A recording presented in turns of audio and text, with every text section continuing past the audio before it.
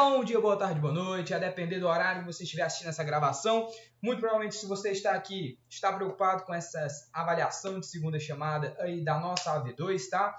Que vai ocorrer no dia 12/5, em substituição às simulações. Você que não pôde ir para a simulação, é um pesar, é triste, mas acontece. Então, se você está aqui, vamos assistir agora, vamos debruçar agora os estudos do que pode, não só pode, mas como também vai ser cobrado na avaliação de segunda chamada de vocês dessa AV2, tá certo? Então pegue sua água, pegue seu pó, seu café, pegue seu gato, seu perigo, seu papagaio, venha comigo, que agora nós vamos ver aí os conteúdos principais, vamos fazer aí em 2 vídeos os conteúdos principais, fazer alguns exercícios para deixar você preparado para essa AV2, tá certo? Então, não sabemos muito ao certo como a professora vai cobrar, mas sabemos pelo menos o que vai ser cobrado, tá? Teorias do direito, principalmente, mas também não posso deixar de fora esse momento aqui, né, esse conteúdo, que é o direito como fenômeno histórico, tá certo? Direito como fenômeno histórico, conteúdo importante não só para essa AV2, pode ser que seja cobrado na AV3, porém, vamos focar aqui porque pode ser cobrado nessa AV2, tá certo? Então, antes de mais nada, último aviso, dá uma olhada naquele questionário, você aí, meu amigo, minha amiga que estiver assistindo esse vídeo, dá uma olhada naquele questionário, tem aí mais ou menos 15 questões aí para vocês já exercitarem, né? Aquele questionário é basicamente só de teorias do direito, e aí eu recomendo bastante você fazer a resolução do questionário, tá certo? E também vai contar com presença aí para o nosso GED do dia 9, que acabamos não te vendo ele ao vivo, e aqui eu vim, né, gravar esses vídeos de revisão para você que vai fazer a segunda chamada da AV2, tá certo? Então, pessoal, sem mais delongas, vamos lá, vamos pro que interessa, tá? Videozinho rápido aí, não vou passar de 40 minutos para a gente falar sobre o direito falando histórico, tá? Então, o direito como fenômeno histórico, a gente vai começar falando dele, né? Essa repaginada histórica do direito, através da história, os períodos, direito romano, direito moderno, direito feudal, enfim. Vamos dar uma olhada aí com calma, com algumas minúcias, não deixando de fora nenhum dos detalhes importantes aí que a gente precisa, tá? E depois a gente vai finalizar falando dos principais representantes da escola de pensamento, o que não vai ocupar tanto tempo assim da gente, tá? São alguns representantes muito importantes das escolas de pensamento mais renomadas, e aí a gente só precisa dar uma olhada, saber quem são os pensadores, saber quais são os seus principais conceitos e pensamentos, tá bom? Vamos lá, passando aqui adiante. Antes de tudo, estamos falando de breve história do direito. Vamos falar aqui, né? Direito enquanto fenômeno histórico. Então, o direito, ele é uma ciência social aplicada, né? Ele é esse fenômeno que se prolonga, que se reverbera através da história. E antes de entender este direito como fenômeno histórico, precisamos entender, antes de tudo, o que é fenomenologia, galera. O que é fenomenologia? Eu pergunto para vocês. Então, muitas vezes deparamos com alguns nomes, vocês ainda vão se deparar com alguns nomes na graduação, como deontologia, gnosiologia, enfim, vários nomes, né, que levam aí no final, às vezes, logia. Então, muitos aqui já sabem, né, que logia, por exemplo, significa estudo. Então, toda vez que você pegar uma palavra, você quebra ela no meio, tá? Logia significa estudo e fenômeno, né, não tem nem o que dizer, é o fenômeno. Então, a fenomenologia é nada mais nada menos do que esse estudo, né, que fundamenta o conhecimento nos fenômenos da consciência. Então, eu estou estudando como as coisas se manifestam e que pode ser aplicada ao direito, tá? Então, eu estou olhando principalmente nesse ponto, né, de o direito ele vir como um fenômeno, se manifestar na consciência humana e a gente reproduzir os ensinamentos e práticas do direito aí na nossa sociedade, tá? Então, por ser uma ciência social aplicada, o direito ele vai se aliar bastante com o mundo fenomênico, tá? Então, ele se transforma, ele nasce, se transforma e desaparece ao longo do tempo, de acordo com as mudanças culturais, políticas, econômicas e sociais. Veja, uma das características que a gente vai ver aqui é essa mutabilidade. Então, já engajando com o que a gente está entendendo como fenomenologia do direito, a gente vai entender que uma das características principais do direito enquanto fenômeno histórico é essa mutabilidade. Como a gente acabou de ver, ele é uma ciência social aplicada. O direito enquanto ciência social aplicada, ele precisa se adaptar à realidade. Então, não é a sociedade, não é a realidade de uma época que tem que se adaptar ao direito. Na verdade, é o próprio direito que vai se adaptar através das mudanças, das transformações jurídicas que vão acompanhar as transformações sociais. Então, eu posso dizer que, se eu estiver falando da característica de mutabilidade, veja, mutabilidade, aquilo que é mutável, aquilo que se transforma. Eu estou falando que as normas jurídicas tendem a mudar com o tempo, refletindo transformações sociais. Então, veja, muitas vezes eu tenho transformações sociais que vão exigir do nosso direito, né, a sua adaptação, que as normas jurídicas se adaptem e mudem para refletir essas transformações sociais. Um exemplo aqui, se você pegar, por exemplo, o racismo. Muito antigamente, né, principalmente se você remontar ali à Grécia Antiga, com aquele pensamento arcaico, não é mistério, não é segredo, e se você não sabia, vai saber agora, muitos dos filósofos gregos antigos, eles tinham viés racistas, né? A escravidão, infelizmente, era algo muito comum naquela época. E era uma coisa até institucionalizada, e foi institucionalizada, infelizmente, durante muito tempo. Então, passou-se um grande tempo com essa questão do racismo, da escravidão, e isso não havia uma proteção jurídica. O racismo ele era algo comum. Nós tivemos, infelizmente, o período aqui da colônia, o período do império, que basicamente foi marcado, foi sustentada, a economia era basicamente sustentada pela escravidão. Então, nesse momento da história, nós não tínhamos nenhuma espécie de proteção jurídica, muito pelo contrário, é institucionalizado. Quando acaba a escravidão, quando é abolido lá em 1888, você tem, na verdade, um rompimento com essa escravidão e começa a perceber, né, esses fenômenos do racismo que ficou estrutural, né, ficou estrutural, institucionalizado não mais, mas ficou estruturado dentro da nossa sociedade e se perpetuou. Dessa forma, o racismo acabou sendo esse maldito, né, esse infeliz preconceito que as pessoas têm umas para com as outras, né, em questão de raça, cor, enfim, e etnia. E aí, o que acontece? Quando você se depara com um racismo, por exemplo, você vê que a nossa sociedade não tolera mais o racismo. Na verdade, nós estamos buscando práticas antirracistas. Então, assim, o direito, observando essa transformação social, ele reflete enquanto norma jurídica, por exemplo, se você der uma pesquisada, o Estatuto da Igualdade Racial. Então, esse estatuto, que, vamos ser bem francos, ele foi muito tardio. Ele devia ter sido feito antes, né? Mas, infelizmente, né, os legisladores não estavam tão preocupados com isso na época. E aí, esse estatuto ele veio a ser publicado muito tempo depois, mas pelo menos temos um Estatuto da Igualdade Racial, nós temos leis antirracistas, nós temos o racismo, na verdade, ele começa a ganhar um status constitucional, vocês vão estudar isso mais à frente, ele ganha essa característica de ser um crime, né? Ele vira um crime imprescritível e inafiançável, tá? Imprescritível é que não pode passar quanto tempo passar. Você pode ter cometido racismo aí em 2002, mas não importa quanto tempo passar, você ainda pode ser punido pelo seu crime de racismo, tá? E inafiançável, né? Você não pode sair da cadeia, né? Pagando a fiança. Então, olha só que interessante. Você teve essa transformação jurídica, você teve essa mutabilidade por conta de uma transformação social muito importante, diga-se de passagem. Tá certo? Então, essa é a característica da mutabilidade. Vamos lá para a próxima. Pessoal, contextualidade. Contextualidade bem simples, não vou me prolongar muito aqui. A nomenclatura, eu falo isso muito para o pessoal quando eu estou dando dias ao vivo e tudo mais.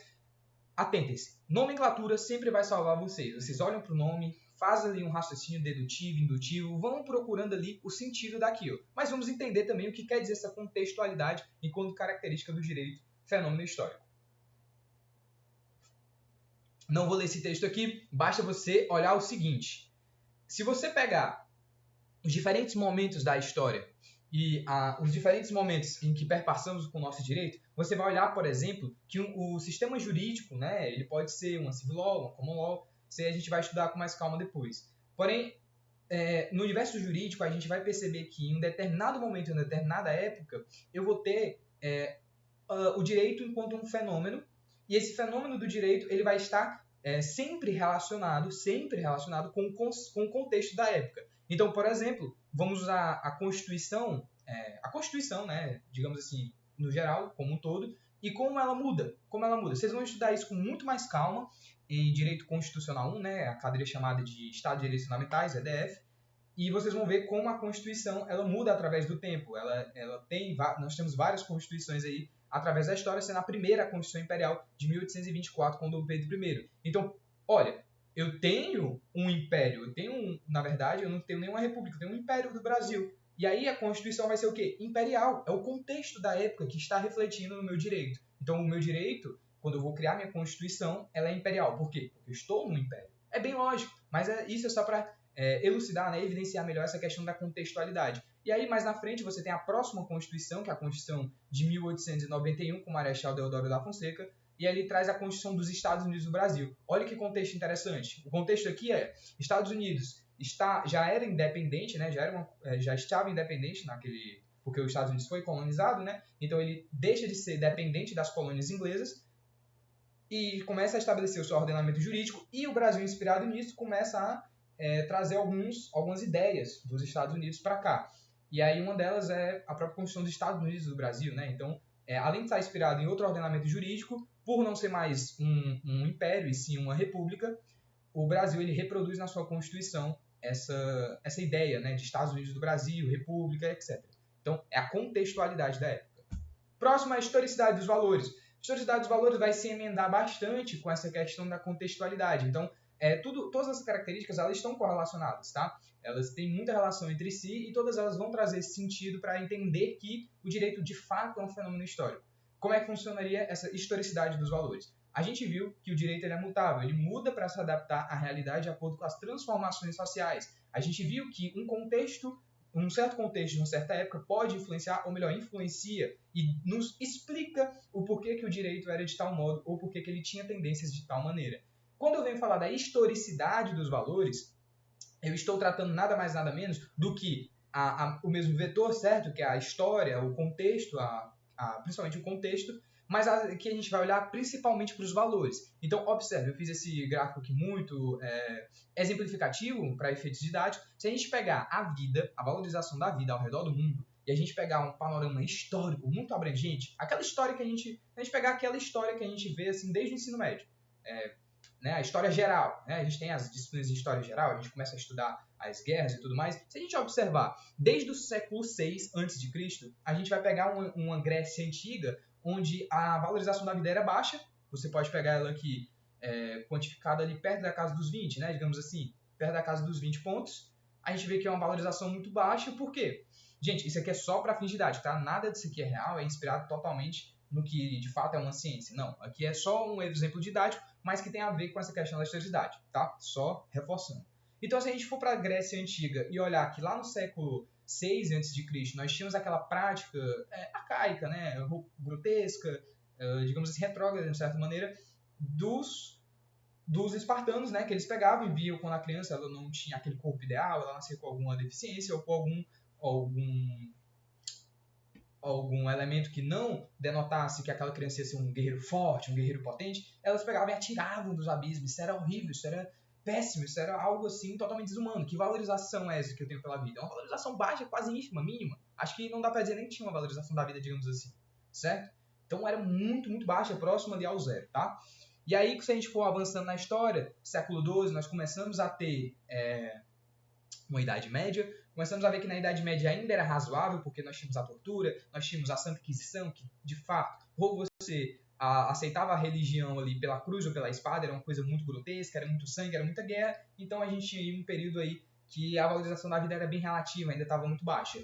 Passando aqui século XVII, vamos ter a casa de 1600 por ali, começa a vir o iluminismo. O iluminismo, pelo amor de Deus, é um dos momentos mais importantes da história para essa análise que a gente está fazendo, certo? Da valorização da vida. Então, a vida que vai ser valorizada, posta em patamar de igualdade com a liberdade, com a igualdade, como nós temos lá na Revolução Francesa, né? A ideal tríplice, igualité, fraternité, liberté, mas aqui a vida também tem que estar inclusa, tá? Então, no iluminismo a gente tem ali um ápice onde a vida vai ser valorizada. Século XIX também vai ficar ali tendencioso, certo? Porque aqui a gente vai ter uma decaída, vai passar para o século XX, vai ver, na verdade, uma total desvalorização da vida. Olhem, a história dos valores, a história da valorização da vida, como está indo, ó.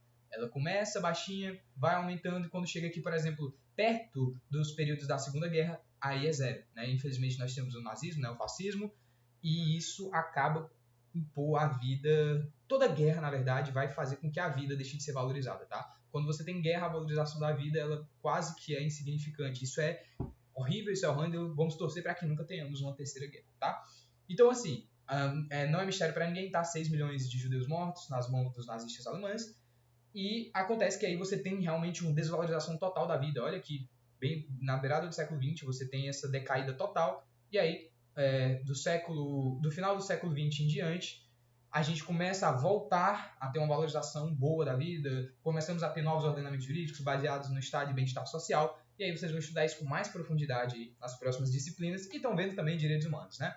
Enfim, isso é a historicidade dos valores, é para a gente entender que os valores eles vão mudar de acordo com a história, tá certo? Então a gente tem que olhar, né, levando em consideração, ó, o direito ele é uma lei cultural compreensiva e normativa, uma norma ética. A gente viu isso lá no começo da unidade 1, unidade 2, né, no direito e o mundo ético. Então, essa atribuição dos valores a esses fatos, ela nos impõe uma obrigatoriedade de comportamento. Por isso que é uma lei compreensiva e normativa. Eu compreendo um fato, atribuo um valor e, além disso, eu ainda tenho que ter um comportamento obrigatório, tá certo?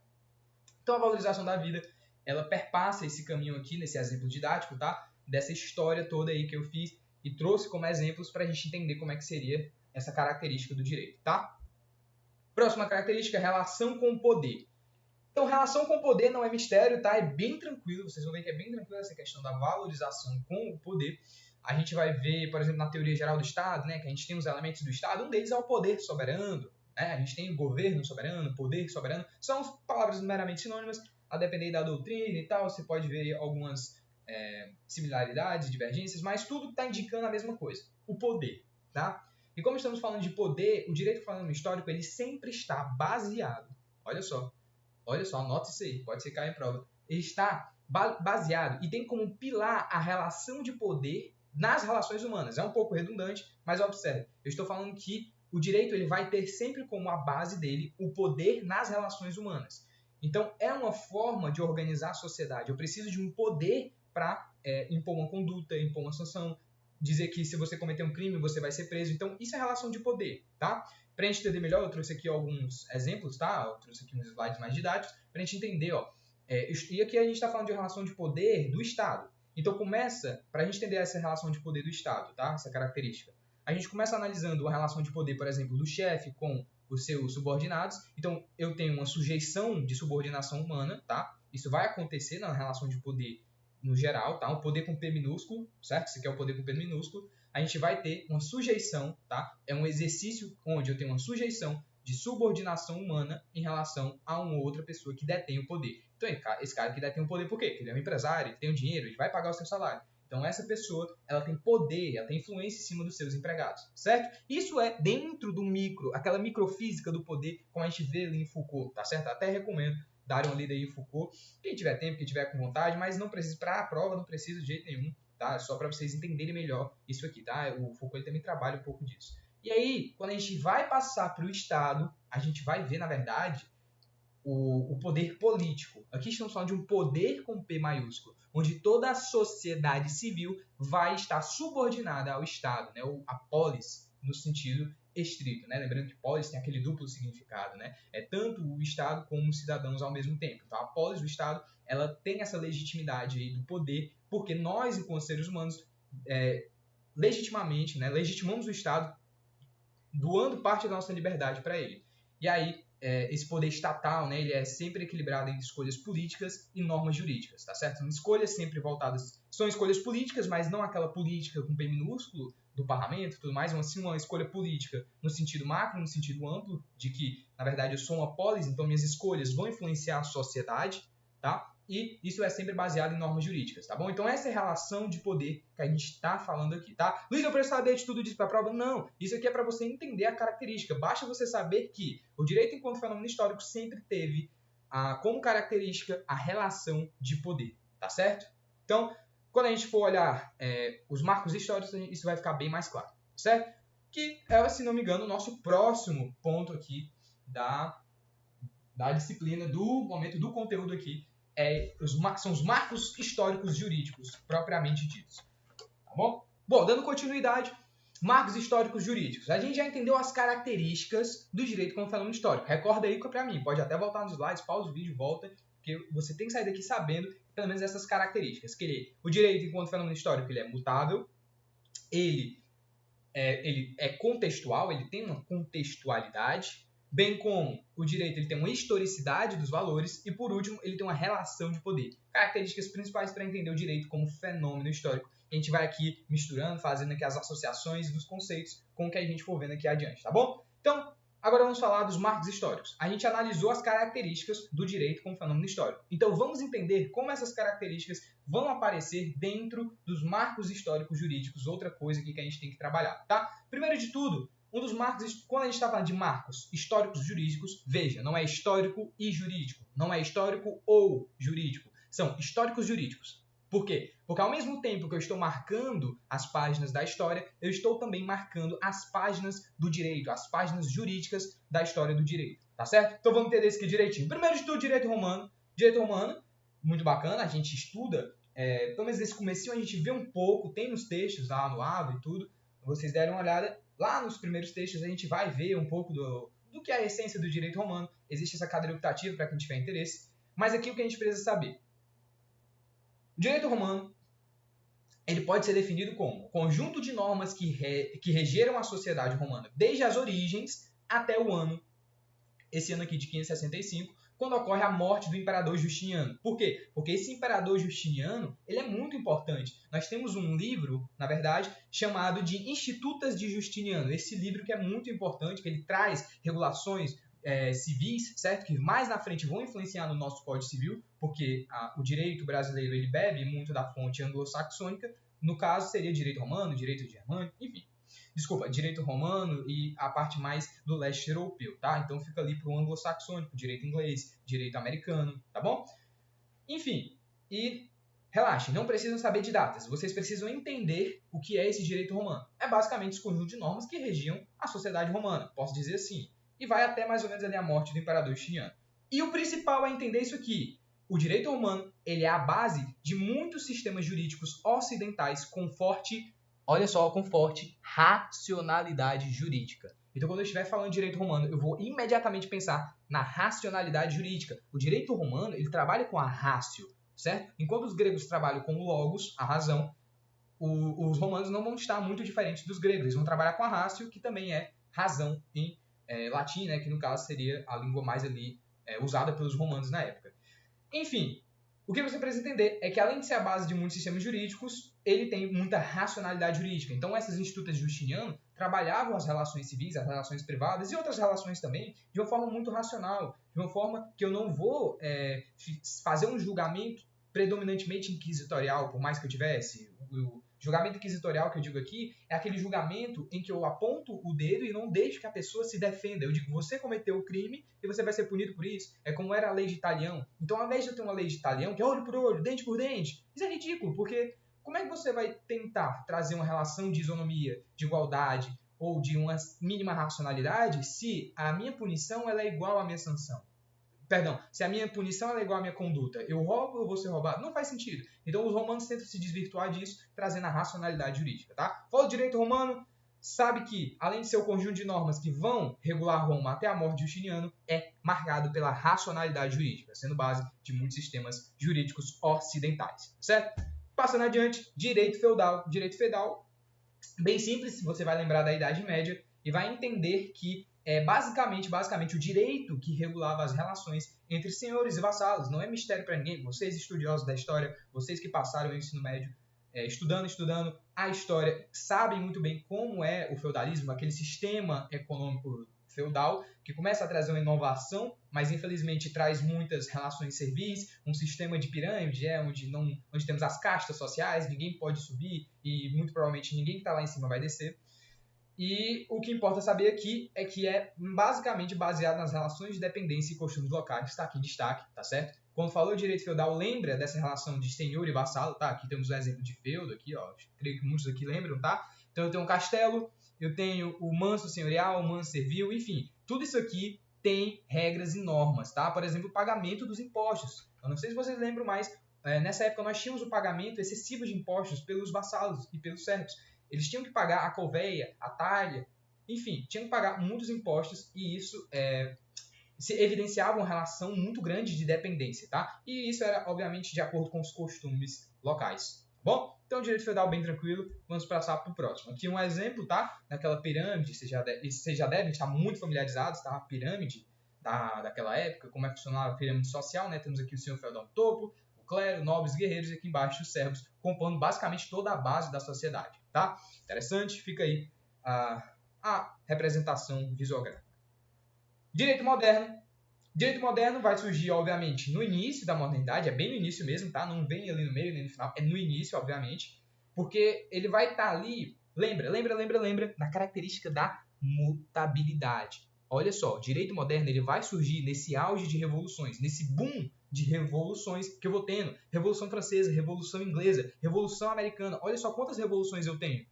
E o que isso vai acontecer? Vai me dar uma transformação social. E essa transformação social implica no quê? Na minha mudança do direito, na minha mutabilidade de normas jurídicas para se adaptar à nova realidade que está surgindo. Então, nesse caso, o direito moderno ele vai começar a trazer essa mudança. Então aqui, pós-Revolução Francesa, nós temos, obviamente, o auge do iluminismo. E aí eu vou estar na verdade, evidenciando novas características para o direito moderno, isto é, positividade, generalidade, abstração, coercitividade. Então o direito na modernidade ele é marcado por um status mais racional, por um status mais positivo, então uma positividade maior, eu tenho que ser mais geral para alcançar o maior número de pessoas, mais abstrato e também mais coercivo, para que meu direito de fato funcione, certo? E aí é marcado pelo auge do pós-Revolução Francesa, baseando-se na lei escrita, igualdade formal e direitos civis, tá? Preste atenção no detalhe. Highlight, lembra do highlight? Eu sempre falo quando eu falo highlight é porque é um ponto importante que pode não servir só não para a prova, mas também para o caminhar aí da jornada acadêmica de vocês. Toda vez que vocês se depararem com igualdade formal, tá? Formal, eu estou dizendo que é uma igualdade perante a lei. Então, na lei, no texto escrito, eu tenho uma igualdade de pessoas, como é, por exemplo, se você pegar a Constituição, no artigo 5º, inciso 2, você vai ter, inciso 1, você vai ter que homens e mulheres são iguais em direitos e deveres nos termos da Constituição. Isso é igualdade formal. Perante a lei, homens e mulheres são iguais em direitos e obrigações. E a igualdade material é quando eu paro de olhar apenas para o texto da Constituição e olho para a minha realidade. Tá, na Constituição está dizendo que é, mas materialmente falando, será que é igual? Será que homens e mulheres realmente são iguais? E a igualdade de salário? E a igualdade de tratamento? Será que é igual? Tá? Então a igualdade material, ela trabalha essa questão prática, tá? Que aí remonta ao princípio da isonomia lá de Aristóteles, que é tratar igualmente os iguais e desigualmente os desiguais na medida de suas desigualdades, tá certo? Bem tranquilo, né? Bem bacana a gente entender essa parte, tá bom? Então vamos pro próximo, que é o direito contemporâneo, tá bom? Então, vimos aí, a gente vem lá do direito romano, tá? O recorte pode ser bem maior, mas para esse momento aqui da avaliação, vamos pegar esses pontos. Direito romano, direito feudal, direito moderno e agora o direito contemporâneo, todos marcados aí com muitos elementos históricos que também vão influenciar nos elementos jurídicos, tá bom? Então, o direito contemporâneo, ele vai ser marcado por uma organização, pelo autocontrole, e aí lembra a historicidade dos valores, lembra a mutabilidade. Nesse ponto, estamos falando de um direito que vem ali num pós-segunda guerra, tá? Vocês vão estudar com mais calma em direito constitucional, que é o constitucionalismo contemporâneo, e vão ver que o direito constitucional, quando ele vem ali no pós-guerra, no pós-positivismo, enfim, você começa a ver um novo olhar, uma nova preocupação do direito. Então, o direito constitucional, claro, a gente vai ter um momento específico para estudar sobre isso, mas o direito contemporâneo como um todo vai se debruçar e vai ficar ali muito em cima de uma valorização da liberdade, da vida e direitos fundamentais e pela efetivação dos princípios constitucionais, tá vendo? Por isso que eu falo de constitucionalismo contemporâneo, porque mais na frente, quando vocês forem estudar, vocês vão ver esse peso muito grande que o direito vai ter quando a gente começa a ter os novos movimentos sociais, a busca da igualdade de gênero, a busca da luta do combate ao racismo, da violência contra a mulher, enfim, temos muitos elementos para se preocupar no direito contemporâneo que a gente precisa erradicar para que o nosso direito seja de fato efetivo, tá? Então, nesse ponto da história, no direito contemporâneo, eu vou precisar saber do quê? Primeiro, eu vou enfatizar os direitos humanos, o pluralismo político e a justiça social. Direitos humanos, vocês estão vendo na cadeira, vocês estão vendo como funcionam os objetivos do desenvolvimento sustentável, vocês estão vendo como funcionam os documentos jurídicos e como eles vão influenciar a nossa sociedade, né? Então, temos uma pluralidade de direitos humanos positivados em plano internacional, nós temos a DUDH, nós temos o Pacto de São José da Costa Rica, nós temos muitos pactos importantes, muitos documentos internacionais que vão influenciar e vão trazer uma gama de direitos humanos que devem ser respeitados, tá certo? E que, se feridos, né, a gente pode levar para a justiça internacional. Pluralismo jurídico, tá? Então eu posso ter uma pluralidade de normas jurídicas, não só de normas jurídicas, mas quando eu falo de pluralismo jurídico, eu estou falando de uma abrangência maior do fenômeno jurídico, e a justiça social, né, que eu preciso realmente trazer esse status de justiça social, eu preciso equilibrar as dinâmicas da minha sociedade para que tudo possa dar certo, tá? Então, vocês não precisam saber de tanto aprofundamento, basta saber aqui em direito contemporâneo que, além de eu puxar uma maior valorização da vida, da liberdade, dos direitos fundamentais, dos princípios constitucionais, eu também tenho uma enfatização maior de direitos humanos, pluralismo jurídico e justiça social. Tá certo? Pessoal, estamos aqui basicamente no final dessa primeira parte, tá? E aí a gente vai fazer umas questõezinhas bem rápidas, questões de exercícios, para a gente treinar, né? Então, se for se deparar com questão objetiva, vão estar aí aptos, vamos estar já exercitados para conseguir resolver, tá bom? Então eu vou ler aqui, dá um tempinho, você pode pausar o vídeo, e aí você vai responder na sua casa, mas tem os gabaritos, e são algumas questões tiradas do próprio questionário, tá bom? Galera, vamos lá. Acerca dos elementos que caracterizam o direito como fenômeno histórico, julgue os itens abaixo. 1. A mutabilidade do direito significa que as normas jurídicas tendem a mudar com o tempo, mas totalmente desvinculadas das transformações sociais. 2. O direito, por se tratar de uma ciência social aplicada à realidade na qual vivemos, é fortemente marcado pela sua contextualidade, uma vez que existem diversos sistemas jurídicos espalhados pelo globo, o que é o caso da Civil Law e da Common Law, por exemplo. 3. Sendo uma espécie de lei cultural com princípio normativo ou uma norma ética, o direito apresenta uma verdadeira historicidade de valores, tendo visto que essa axiologia jurídica possui relação direta com os contextos e os fenômenos históricos dos quais ocorrem através do mundo. Porém, tal característica não tem conexão com a contextualidade do direito, já que os aspectos do direito com o fenômeno histórico não se correlacionam.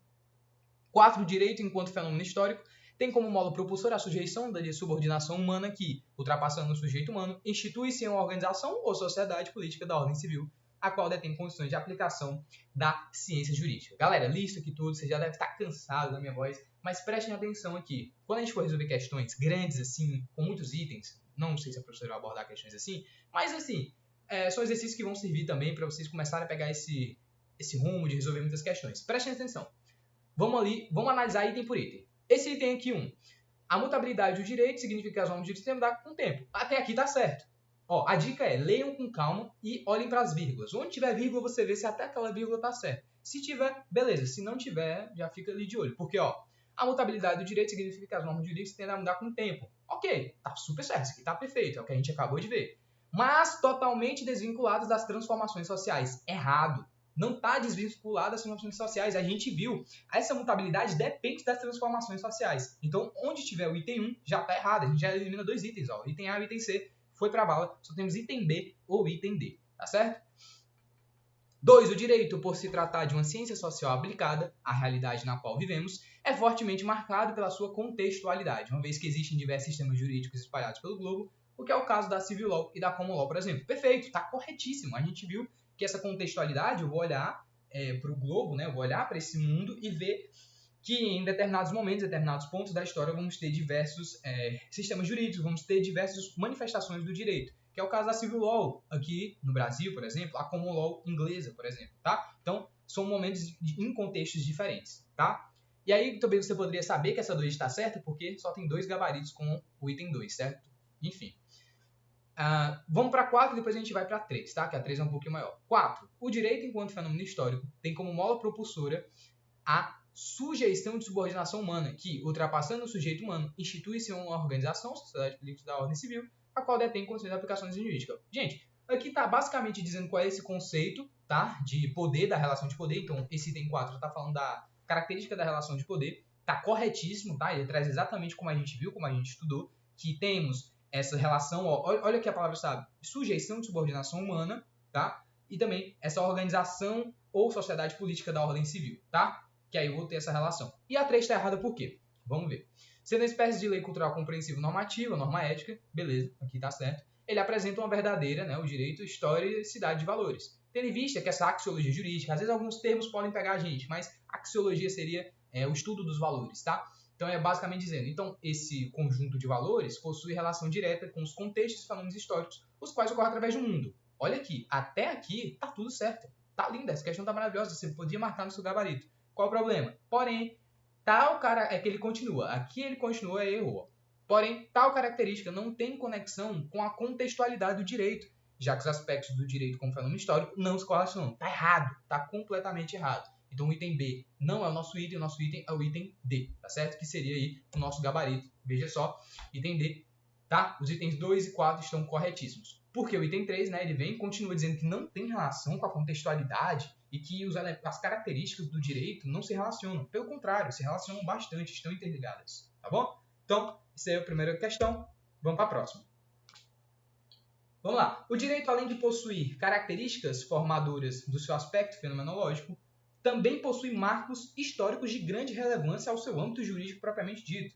Com relação aos marcos históricos jurídicos, é incorreto afirmar que. Então, a gente vai olhar aqui e vai lembrar Primeiro, a gente vai lembrar dos marcos históricos jurídicos que acabamos de estudar. E a gente vai procurar a afirmativa incorreta, tá bom? Então vamos começar aqui na ordem. O direito romano pode ser definido como um conjunto de normas jurídicas que regeram a sociedade romana desde as origens até o ano de 565, quando ocorreu a morte do imperador Justiniano. Perfeito! Basicamente o que a gente viu ali, né? É o conjunto de normas jurídicas que regeram a sociedade romana. E aí acaba ali com a morte do imperador Justiniano. Lembrando, eu não preciso saber das datas, eu preciso entender o que aconteceu e o que é esse direito romano propriamente dito. Então, essa daí está correta, tá? Pode excluir do seu gabarito. Vamos para B. Em relação ao período feudal, este ficou conhecido como um sistema jurídico emergente da Europa Ocidental, o qual regulava as relações entre senhores e vassalos, a posse da terra, os direitos e deveres dos vassalos e a resolução de conflitos, sendo baseado predominantemente nas relações de dependência e costumes locais. Até aqui tá tudo certo, me parece totalmente correto, tá basicamente dizendo o que é o direito feudal. O direito moderno surgiu com letra C. O direito moderno surgiu com o início da modernidade, quando a humanidade passou a ser considerada responsável pelo seu próprio destino. Ele se baseia na razão e na vontade do indivíduo, e não mais na fé. Dessa forma, possui como características principais a positividade, generalidade, abstração e coercitividade. Exatamente o que a gente viu lá no estudo dos marcos históricos e jurídicos, né? Históricos jurídicos, no caso, na verdade. Então a gente viu lá que isso aqui é basicamente o conceito de direito moderno. D. O direito contemporâneo é marcado pela preocupação com a organização e autocontrole, busca pela clareza da conduta jurídica, valorização da liberdade da vida e dos direitos fundamentais, e também pela busca e efetivação dos princípios constitucionais. Assim, esse marco histórico-jurídico é responsável por enfatizar exclusivamente, olha a palavra exclusivamente, os direitos humanos. Tá errado, tá errado. A gente acabou de ver que são os direitos humanos, o pluralismo político, o pluralismo jurídico e a justiça social. Então, fiquem também atentos, né? Vocês já estão acostumados a resolver questões, sabem que quando tiver palavras exclusivamente, apenas, somente, fica esperto. E aí, você marca aí, já vai olhando essas palavras e realmente o gabarito é a letra D, tá certo? Aí, né, com essa questão da enfatizar exclusivamente os direitos humanos. Errado. Também enfatiza os direitos humanos, mas não é exclusivamente. Temos o pluralismo jurídico e a justiça social, tá certo? Por isso aí, gabarito letra D como incorreta. Vamos para a próxima.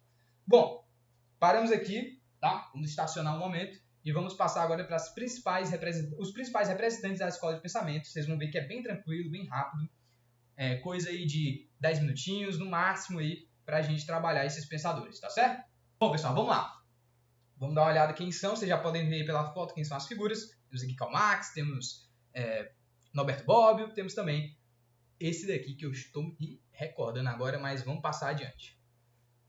É o Frederic Calvin Savigny, né? O Savigny, não cheguei a ver muitas fotos dele, mas já li as obras dele, tá? Recomendo aí, quem tiver tempo, quem quiser, tiver interesse. Não é necessário exatamente para esse momento aqui das nossas avaliações, mas quem tiver interesse, tá? Podem ler aí as obras dele, tá? Que é a Escola Histórica do Direito, tá? Essa obra bem aqui, muito interessante. Então, ele é o primeiro pensador que a gente vai trabalhar, tá? E ele defendia nas suas obras, na sua escola histórica, que o direito ele estava ligado ao espírito do povo, Volgaste, né? E também relacionado aos costumes e crenças de grupos sociais, bem como de suas práticas. Então, para a gente entender o que o Savigny pensava, a gente vai olhar para o direito, primeiro, como esse fenômeno histórico que a gente viu, todos esses pensadores vão sempre levar em conta a história do direito, tá? Mas o principal ponto aqui é essa palavrinha-chave, tá? Desculpa, esse trecho aqui, que o direito estava ligado ao espírito do povo. Ou seja, ele entende que, enquanto organismo vivo, a sociedade, né, ela tinha ali um espírito. Então, esse povo, lembra que o povo é um elemento do Estado? Certo, é o elemento material do Estado. Então, esse elemento material do Estado, o povo, ele tem um espírito, e esse espírito se liga ao direito. Então, tudo que está ali no direito emana, emerge, surge, sai desse espírito do povo e se materializa no direito. Então, são esses costumes e crenças sociais. Ou seja, se numa sociedade eu tenho uma crença de que... É um exemplo bem banal, mas vamos trazer aqui de forma didática. Você pega o caso dos exploradores de caverna, tá? Que a gente trabalhou bastante esse caso. Se vocês pegarem aquele caso e, por algum motivo, naquela época, o canibalismo fosse considerado ok, né? Se fosse considerado aceito pelo povo, pelos costumes e crenças, ele não ia ser punido, né? Aquelas 3 pessoas que foram levadas a julgamento, elas não iam ser condenadas. Então, olha que interessante. Se o espírito do povo naquela época tivesse como costume, como crença isso, de que tudo bem o canibalismo, aí eu poderia dizer que naquela época, naquele contexto específico, o espírito do povo ia legitimar, ia dizer que tudo bem. Então, isso ia ser uma coisa Ok, tá bom? Outro ponto-chave é, o legislador ele não cria o direito, apenas o reconhece e organiza, tá? Então, esse é o maior ponto-chave. Primeiro, espírito do povo. Segundo, que o legislador ele não vai criar o direito, ele só reconhece e organiza. Como assim? Isso quer dizer que eu não vou ter uma pessoa, um senador, um deputado, né, digamos assim, que vai criar as leis, vai criar as políticas públicas. Na verdade, ele vai reconhecer aquilo que a sociedade, enquanto organismo vivo, certo? Está, né, através do seu espírito do povo, dizendo que tem que ter no direito. Então o legislador vai olhar para esses anseios da sociedade e vai dizer, tudo bem, vocês estão querendo aí que eu diga que jogar lixo na rua é crime. Então eu vou pegar, de acordo com o espírito do povo, de acordo com os costumes e crenças locais, sociais, desculpa, que jogar lixo na rua é crime. Então, eu, enquanto legislador, não estou criando a norma. Eu estou só dizendo, estou apenas reconhecendo e organizando aqui dentro de um texto o que a sociedade me disse, o que o espírito do povo está me dizendo, tá? Esse é o pensamento, essa ideia geral de Carl Savigny, tá bom? Friedrich Carl von Savigny. Nome é estranho, mas é um dos maiores pensadores, tá? A gente se debruça bastante de estudos sobre ele. Bom, segundo, ele, barbudão, cara da sociologia, vocês estão estudando sociologia, não estão? Então já viram aí Durkheim, já estão vendo Max Weber, já estão vendo aí também o Karl Marx. Porém, entendo, olha que interessante, o Karl Marx, ele não era só um sociólogo, ele também, gente, era formado em Direito, ele também tinha um pé dentro da faculdade de Direito, na verdade ele era formado em Direito, não lembro que ao certo qual foi a faculdade, porém foi ali na Alemanha, obviamente, né, que foi onde ele nasceu, se criou e morreu. Enfim, ele tem algumas obras muito interessantes, tá, que ele vai tratar, sim, sobre direito. Então, ele era um filósofo, era um sociólogo e também, por que pareça, ele era jurista, tá? Então, ele trabalhava muitas coisas. Então, aqui a gente não vai olhar sobre a lente sociológica, materialismo histórico-dialético, relações de poder, né, a infraestrutura, superestrutura das relações de poder. Não vamos olhar para isso. Vamos olhar, na verdade, para as também vai ter essa influência do pensamento sociológico, mas aqui é o recorte jurídico, o recorte jurídico do que o Marx entendia dentro do direito, tá? Obras principais dele, Ideologia Alemã e Questão Judaica, tá? Esses dois aqui, esse aqui ele escreveu com Engels, esse aqui acho que ele escreveu sozinho, muito importantes e interessantes que a gente vai ter interesse de entender aí o pensamento do Marx, tá? Ele vai dizer que o direito, segundo a visão dele, esse parágrafo importante, ó, deixei em destaque, que o direito se constitui pelas necessidades históricas de remediar as relações produtivas capitalistas. Veja a influência aí sociológica, né, do pensamento sociológico, na verdade, dele dentro do direito, tá? Que, de um certo modo, se relacionam, mas aqui a gente está fazendo um recorte predominantemente jurídico. Então, ele vai dizer que o direito ele vai se constituir, ele vai ser criado a partir de necessidades históricas, onde eu preciso, na verdade, regular, né? Ele usa aqui a palavra remediar, mas eu preciso regular, eu preciso ordenar juridicamente as relações produtivas capitalistas. Então eu não posso ter como tinha naquela época da Revolução Industrial, onde as crianças trabalhavam nas fábricas de forma exaustiva, um Estado liberal que eu trabalhava de forma exaustiva, mas naquele Estado liberal eu não tinha uma regulação, eu não tinha elementos jurídicos, certo? Que pudessem remediar,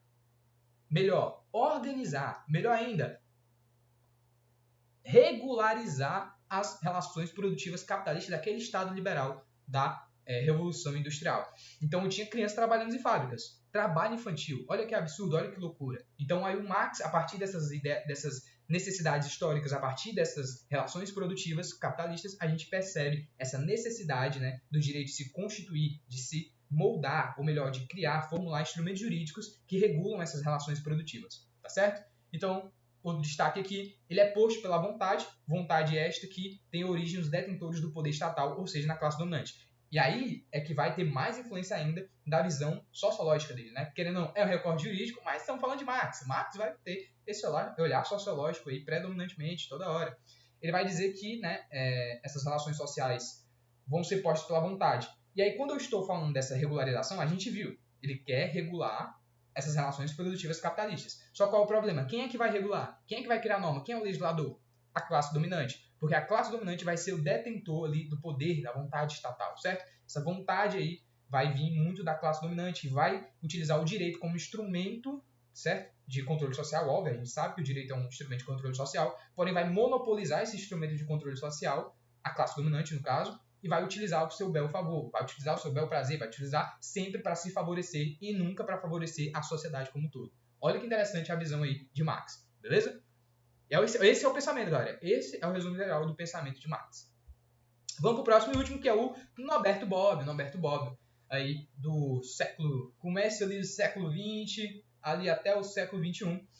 Grande jurista e filósofo italiano, tá? Ele entendia que o direito era um instrumento de conservação social, e não de controle somente, mas de conservação social. E aí, galera, quando a gente fala de Norberto Bobbio, a gente fala de um dos maiores pensadores dentro do direito, certo? Um dos últimos aí que marcou com tanta força, com tanta contribuição filosófica, política, científica, de um certo ponto de vista, científica social, o direito, seja através de sua obra Teoria da Norma Jurídica, tá? E Teoria do Ordenamento. Recomendo a leitura desses, tá? A Era dos Direitos também, quem quiser se aprofundar mais em Bobbio, mas esses dois aqui são muito importantes, tá? Recomendo mesmo a leitura, são livros pequenos, a leitura bem tranquila até, digamos, para um pensador como ele tinha uma linguagem até acessível. E aí, porque nós vamos também estudar mais na frente, né, depois de todo esse estudo panorâmico aqui, a gente vai estudar mais na frente a teoria do ordenamento jurídico e a teoria da norma jurídica, para entender, de fato, como é que é o ordenamento, como é o ordenamento brasileiro e como é que a gente está hoje em dia, como é hoje em dia esse ordenamento, né? Enfim, Bobbio vai nos ajudar lá naquela época a entender como os ordenamentos funcionam. Mas aqui o recorte é, né, o recorte do pensamento geral dele, tá? É pelo menos 3 ideias principais. Vamos ler aqui o destaque e aí eu simplifico aqui e a gente vai conversando sobre esse trecho. Ó, ele vai trazer pelo menos 3 ideias gerais no seu pensamento. O direito evolui com a luta pelos direitos humanos. Ele fala em gerações de direitos civis, políticos, sociais difusos. Olha só que interessante, já vou pausar aqui. Olha esse trecho. Gerações de direitos. Isso eu não sei vocês, mas isso soa familiar? Direitos humanos, galera. Vocês estão vendo as dimensões, né? Gerações de direitos fundamentais, direitos humanos no caso, tá? Nós vamos ver que em direitos humanos a gente fala de gerações, ou melhor, dimensões de direitos humanos. E lá em Constitucional, Direito Constitucional 1, Estado de Direitos Fundamentais, a gente fala em dimensões, né, gerações de direitos fundamentais. Olha que interessante. Temos direitos civis, políticos, sociais, difusos, que são de primeira, segunda, terceira geração e assim por diante. Já chegamos a falar até mesmo da quinta geração, da quinta dimensão. Enfim. E aí, a história do direito é a história da ampliação da cidadania. É uma visão muito bonita, uma visão positiva, que ele procura ver essa ampliação da cidadania a partir das gerações de direitos, né? E também pela luta dos direitos humanos. Então, são os 3 pilares do pensamento de Bobbio que vai fazer ele criar toda a sua construção política, jurídica e tudo mais, tá? Isso é bem reproduzido nessa obra aqui, A Era dos Direitos, tá certo? Passando, temos aqui, finalmente, o nosso desfecho desse primeiro momento. Agradeço você que assistiu até aqui, desejo uma boa sorte com a prova e não sai daí, clica no próximo vídeo, vem comigo para a gente entender um pouco das teorias do direito, tá certo? Então, frasezinha de Angela Davis: quando a mulher negra se movimenta, toda a estrutura da sociedade se movimenta com ela. Frase inspiradora. Angela Davis, intelectual negro contemporânea, super importante, super marcante na nossa história. E é isso, galera. Desejo aí bons estudos e vem comigo pro próximo vídeo. Valeu, tchau!